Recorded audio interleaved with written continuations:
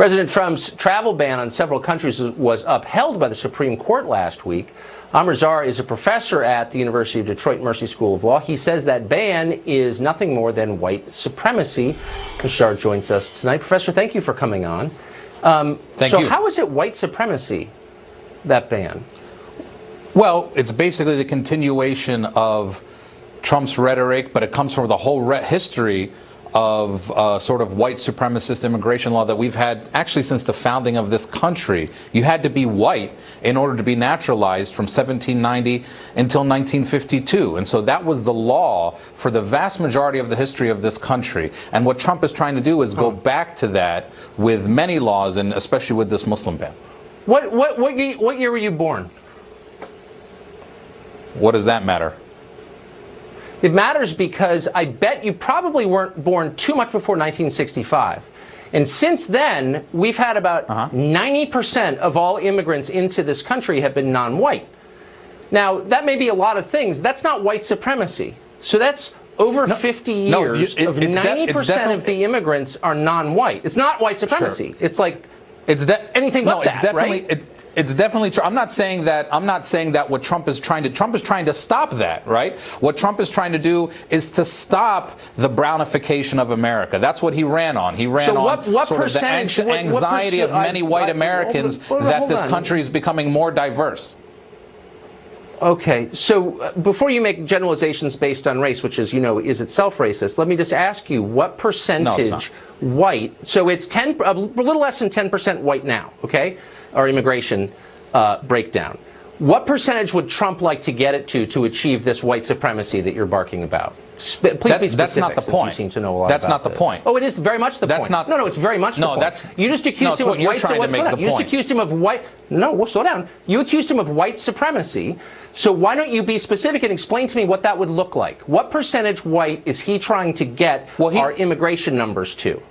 He told us what it would look like when he was in the Oval Office, and he called black countries S-hole countries, and why can't we get more people from Norway? He told us exactly what he was envisioning, right? When he wants to stop, when he wants to. No, you are a demagogue who is not actually. No, he didn't. He said specifically two specific countries, not all black countries.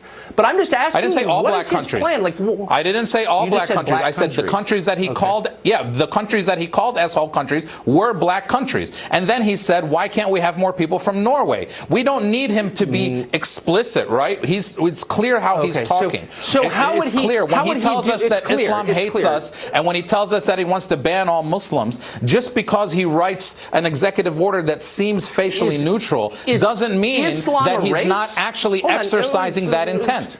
Wait, okay, so Islam is a race now. Is that what you're saying?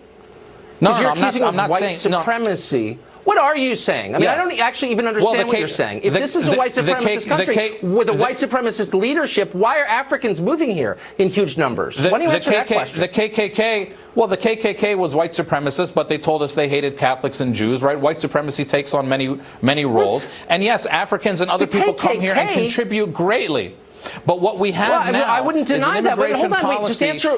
Answer one question before you make another stupid generalization. Specific question. Sure, go ahead. If this is a white supremacist country with a white supremacist leader, and a white supremacist Supreme Court, I didn't say it says white supremacist country. We have a white supremacist as a president, and you said it's a white supremacist Supreme Court. Yes. Okay. Why no, would I didn't say we have a white supremacist Supreme Court. Want to move? The decision was moved, animated by white supremacy. You said. Why would Africans want to move to a country run by a white supremacist? Okay. Look, this country still Islam is not a race. Has a lot to offer. Do you guys take English? Okay. No. But why would they want to move here if it's a white supremacist government? Honestly, are they insane? No, this country, despite the policies of Trump, this country is still a great country to move to. But Trump is trying to reverse that. Trump is trying to say we have too many people here. He's blaming non-whites for the problems of poor white Americans, and that's how he won, right? And we know that he played on these things. He told us he played on these things. He told us he played on these things. I mean, you're giving him more credit than he deserves. You're trying to put words into his mouth that he didn't say. What I'm asking you is someone who is making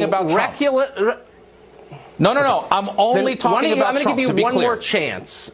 It's so frustrating to talk to someone as dumb as you, but let me just try to pinpoint what you're saying. Well, you're purposely, listen, Tucker, I know that you agree with Trump's white supremacist policies. I know that you want this country to... Stop. They're actually going crazy. You want to have like a reasonable conversation, and you can't. White supremacy. It's too frustrating. Ah.